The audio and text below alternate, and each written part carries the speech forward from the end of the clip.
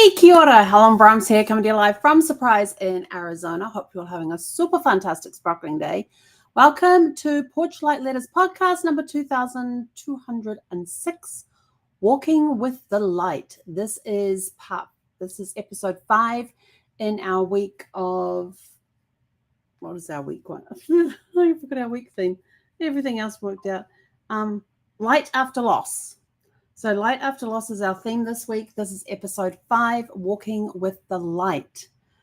It's been a good week. It has. I've had some ups and downs, but overall, today's been the best day I've had this week. Emotions haven't been running as high, but it's been a good week. So loss reshapes us, but it does not end us. There comes a time when grief softens enough that we notice light breaking through again. Not the same light as before, but something steady, healing, and true. Walking with the light is learning to carry both love and loss, grief and gratitude side by side. What it teaches is that healing doesn't mean forgetting, it means remembering with more peace than pain. Grief and light can coexist. The ache doesn't vanish, but it becomes part of a larger story. We learn resilience not by resisting sorrow, but by carrying it with gentleness. Light shows up in everyday moments, laughter, kindness, small joys that remind us life keeps moving forward. Walking with the light is about integrating loss into who we are becoming.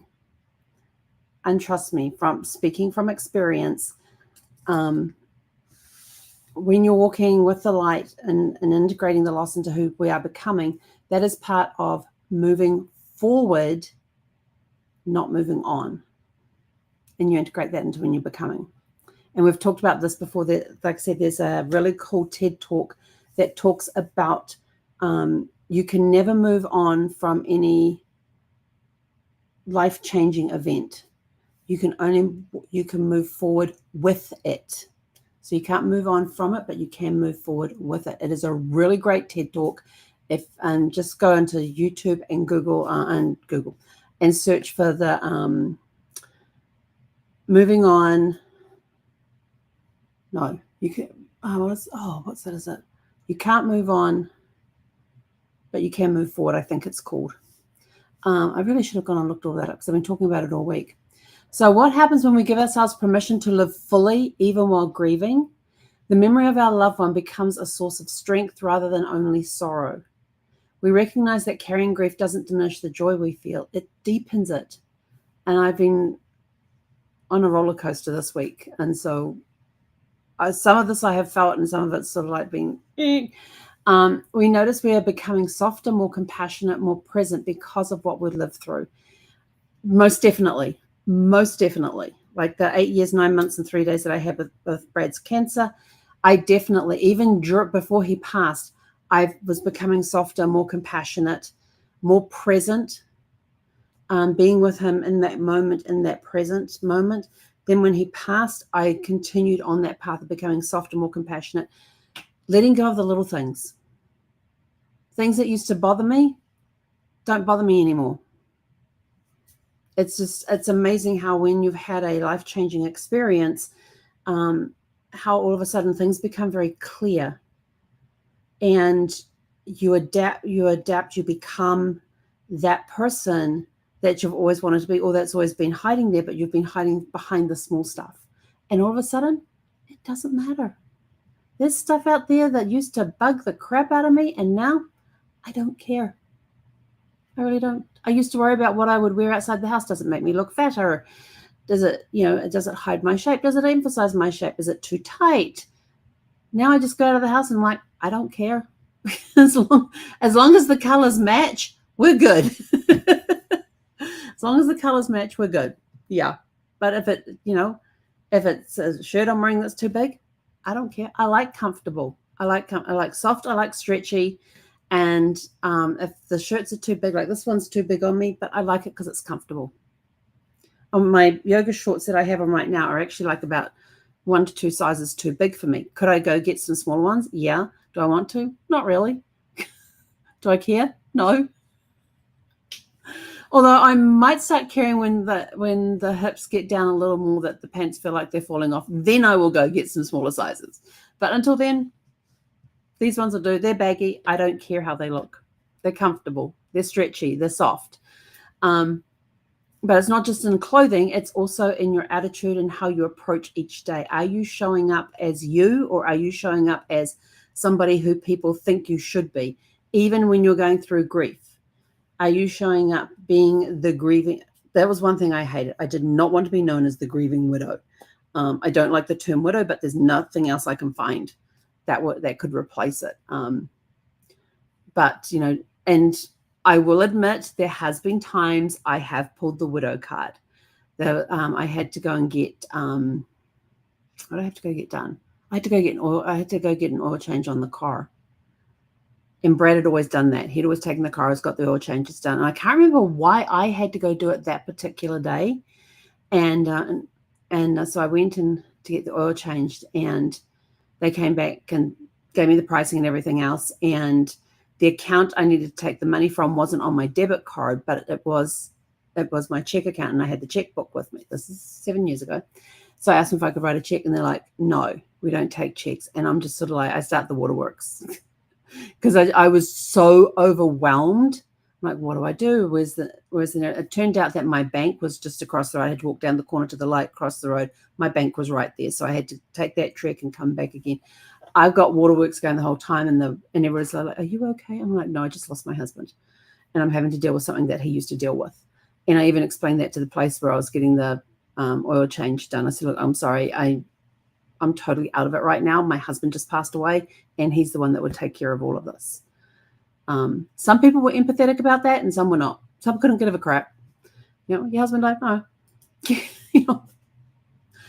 The difference. I mean, it's just different. And so there has been, and there was, and what else? There was one other time I had to pulled the widow card, because they were not. There was something about what was I? The customer service was really shitty, and I was in a take no prisoners mode, and I could feel myself getting worked up to absolutely blowing my top. But I took a deep breath, and I said, look, right now I am not a happy customer. I said, this is something, and it was, again, something that Brad would do.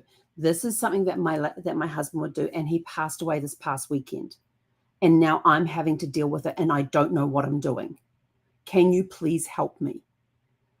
And all of a sudden, the person behind the front desk was like, oh, I am so sorry to hear that. Da, da, da, da, da. And all of a sudden, they became this complete other person. And I was like, really? I had to pull out the widow card to get the service I should have got in the first place. So, it's just, sometimes you gotta pull out that card. And I hated pulling out. It's like Brad a couple of times had to pull out the cancer card. There was something that was, I wish I could remember. I'd have to go back through my journals and stuff to find it. But there was somebody was giving him grief on something. And I said, and when they walked away to do whatever they had to do before they came back again, I said, if you don't use the C card, I am. I said behind my hand, if you don't use the C card, I'm going to use it. And he's sort of like, okay. And it's amazing when you pull out the W card or the C card, or any other cards like that, it is amazing the transformation that goes through with the person on the other side. All of a sudden, you're getting the customer service you should have gotten in the first place. Newsflash to everybody who is in a customer service role, which is basically everybody. Treat your customers how you want to be treated. If you want to be treated with respect, if you want to be treated with kindness and gentleness and compassion, treat your customers the same way. Treat your customers how you want to be treated. That's a very simple rule, and you will find that when you treat others how you want to be treated, you will find people reciprocating and treating you how you want to be treated. I have no idea how I just got onto that, but I don't know. I guess it was something. Oh yeah, noticing that we're becoming softer, more compassionate. Yeah, and living in the present. That's part of living in the present and taking things to a whole different level. yeah. Right now, I pulled out I had a call from, what did I have? It was on Monday. Zeffie passed on the Sunday, the 27th of July. And on the 28th, I got a call from the groomers to say, hey, we haven't seen you in for a while. Give us a call and da-da-da-da-da-da. And I was sort of like, oh, shoot, I've got to call them. So I called them up, explained who I was. They go, oh, we miss Zeffie here. You know, when can we expect Zeffie to come in? I said, unfortunately, she's never going to be coming in again. She passed away yesterday. And they were like all over that, all over it. On that Monday, no, that's Sunday, because the vet's office was open, I called them to cancel the appointment for the following Saturday, which was Zeffie's regular 2-week checkup, and told them that Zeffie had passed. And they were, oh, we're sorry to hear that. Heard nothing more from them. Nothing, not even the vet. The vet called me on Saturday night after I left a message for them about on Saturday morning about the seizure she had Friday night, and they called me Saturday night. Heard nothing. I have heard nothing. It's been almost 3 weeks, and I've heard nothing from the vet. Or the only thing, that I got was from the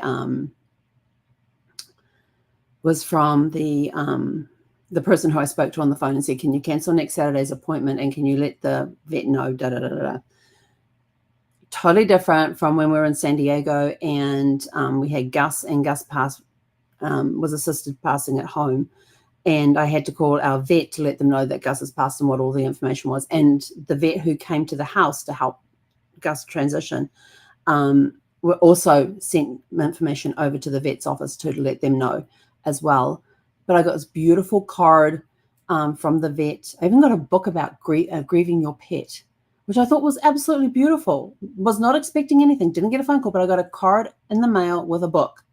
And I thought that is really cool. So, you know, how do you want to be treated as a customer?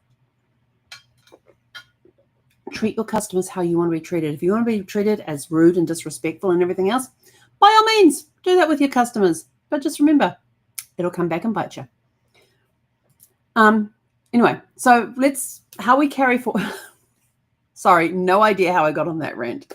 How we carry forward, we honor your person, pet, or memory by living with intention and kindness. Keep rituals of remembrance, but let them bring comfort rather than only sadness. So when you're remembering them, feel that comfort rather than the sadness. I had trouble with that today when I went and sat outside. I have a 10-minute break in the afternoon. So I'd done what I needed to do for my snack and my smoothie and all that was ready to go. And I still had like 4 minutes before I had to be back in the chair, back on the chat. And so I went and I thought, I'm going to go sit outside. It was hot. It was a little breezy. And I sat down in the chair, put my feet up on the footstool like I normally do, and I'm looking around the patio to see what Zeffie's doing. Because I guess it's so raw and fresh, and I just tried to think about it, you know, the comfort of her when we used to sit out there, and she'd either sit on the chair next to me, or she'd lay on the rug that we have out there, or she'd just lay on usually she laid on the concrete. For some reason, she liked the heat. And she would watch all the birds and stuff playing around, and she'd just be laying there, and she'd just lay there, and she'd just look over there and look over there. And if we could hear the jets coming, she'd just look up and wait for them. Like, where are they? We live close to Luke's Air Force Base, so we're on the flight path for the fighter jets when they're out doing their daily flights and all that sort of stuff. And they quite often fly overhead. I am going to miss that because I love watching the jets fly. But and she would lay there and just the head up, like, where are they? They're coming. I know they're coming. Where are they? And she'd be looking, and then as they flew overhead, you'd watch her head follow them. But I got the sadness today. I couldn't find the comfort today with sitting out there. It's only the second time that I have sat down out there since she passed. The other time I think was yesterday. I think it was yesterday morning I went and sat out there like we did when we came back from our walk. But it's hard to sit out there without her there, because I've never sat out there without her there unless she has gotten up and walked back inside. And then I might stay out there for a few minutes, but then I hear this noise and I look around behind me and she's got her head out the door like, well, are you coming in? So yeah, she wanted me to go and sit out there, but when she went in, she wanted me to come too. Share your stories with others. It may be the light they need for their own journey. Somebody out there needs to hear your story, because some part of your story is going to click with them, and it's going to help them through their own story. What they're going through at the time is going to help them get through that part as well. Choose to walk in the light by seeking beauty, even in ordinary days. I want to go for a walk because I want to go see if the hummingbirds are out. Make sure Brad's looking after Zephyr for me. But I just can't bring myself. Every time I think about walking down the street into the park and walking around the park, like some of the trails, some of the walks we used to take and stuff, I just start crying. I'm not yet ready to do that. On the legacy side, walking with light after loss becomes part of your legacy. It tells the world that love is stronger than endings, and that even in grief, there is life worth embracing. Absolutely. The light you carry forward honors the bond that remains unbroken. Those bonds that we have with those that have passed, whether a human or pet, are always going to be with us. They're always going to be with us. So now we have your 4 reflection questions. In the description below, we have all the ones that have been uploaded, which is volumes 1 through 12, except 8. So we're still waiting for 8, 13, 14, and 15 to go live. So those are the only 4 that we have left to go live. And then this weekend we'll be working on getting volume 16 up, which is from this past week, this week that we've been doing. So hopefully that'll be live by next weekend. So your 4 reflection questions. Where in your life are you beginning to notice light breaking through the grief? How has your loss reshaped your understanding of love and presence? What rituals or practices help you honor your loved one while also moving forward? Because remember, we don't move on, we move forward with that event in our life. That event is going to change our life. This is a life-changing event. We can never move on for it, but we can keep moving forward. So what rituals or practices help you honor your loved one while also moving forward? In what way can you choose to walk with the light in your daily life? And our closing thought for this evening is, you don't walk away from loss. You walk forward with it. The light you carry now is both memory and hope, and it is yours to shine and sparkle. And with that, we are out of here. Go out, have a super fantastic, sparkling evening, and we'll catch you guys back here tomorrow evening at 6 p.m. Pacific.